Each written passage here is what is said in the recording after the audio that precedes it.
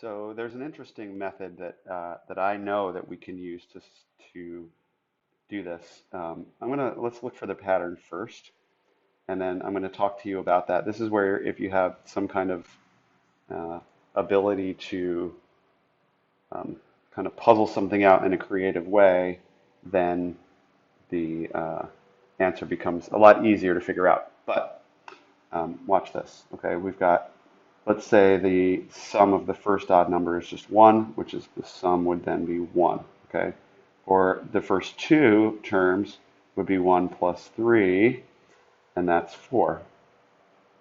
Okay, and 3 is 1 plus 3 plus 5, and that is 9. And as you can see, that how does this number, oops, how does this number relate to this number in the same way that this number relates to this number and this number relates to this number? Well, you can see it is that n value squared. So what you would say that then is, okay, then what we're dealing with is a scenario where the sum of the numbers is however many numbers we're adding together squared. So since they want to know the first 100, let's say 100 equals 100 squared, which is 10,000. Okay? And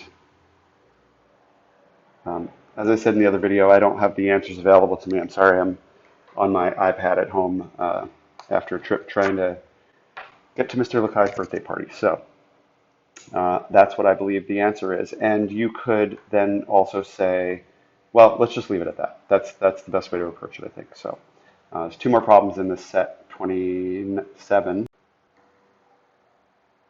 Okay. Um, the sum of two odd numbers. This is interesting. This isn't like the last slide, it said the first 100 odd numbers, and those were specific values, 1, 3, 5, 7, 9, etc. But this is just the sum of any two odd numbers. Okay, what are we going to get? Well, let's just try something. Okay, let's just do 1 plus 7, two odd numbers. What do we get? We get 8. Okay, now I'm randomly picking them. What about 3 plus 11? 14. What about 23 plus 45? We get 68. Okay, and what kind of numbers are these? We could go on and on and on and on and on, and you would eventually see that we will always get uh, the sum. I'm just going to write it out. The sum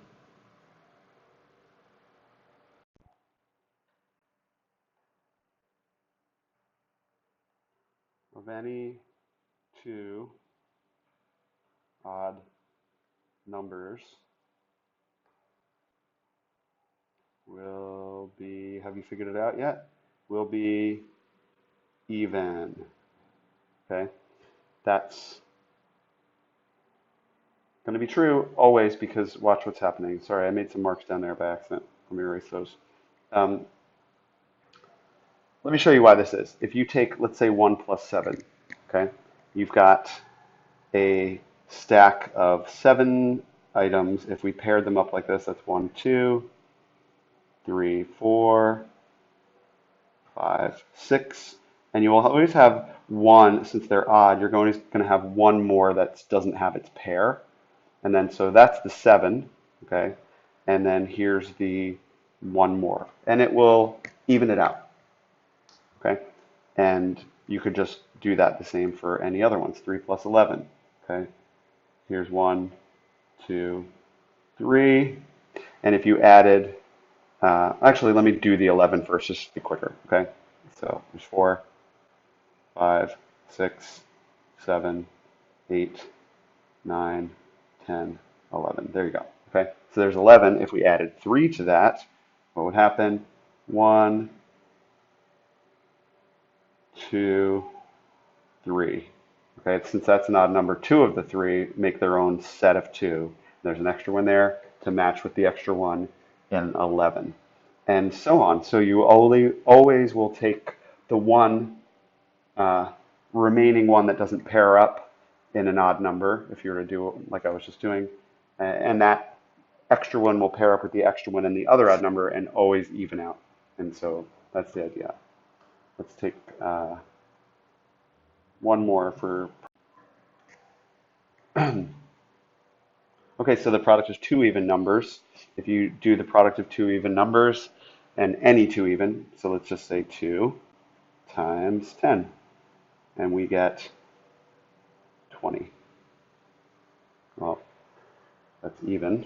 Let's do 4 times 14, two even numbers, and we get 56. And keep going. We could say 10 times 32, 320, and so on and so on and so on. 4 times 22, 88. If you notice what kind of numbers these are, you got it. These are even numbers, okay? Will be even, okay? And the thinking behind that is that, well, even if you did an odd times an even, what you'd be saying here, like, well, okay, let's talk about it in terms of the last one that I did. If you said 2 times 10, you basically say you have 2 stacks of 10, okay? And since those stacks of 10 are already even themselves, right? There's one stack of 10, stack on top of that, another set of 10, and they will always, since they're even and of themselves, if you just put multiple even stacks together, you're still going to get an even stack, okay? And that's the case even with the product of an even and an odd, because what you're essentially saying is you're taking an odd number of even stacks, but no matter how many even stacks you stack, there's never a leftover one in there, right?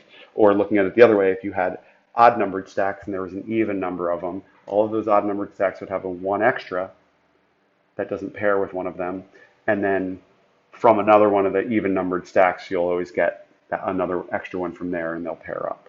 Okay, that's a logic that I hope that you can see. So anyway, product of two even numbers will be even. Hope that made sense.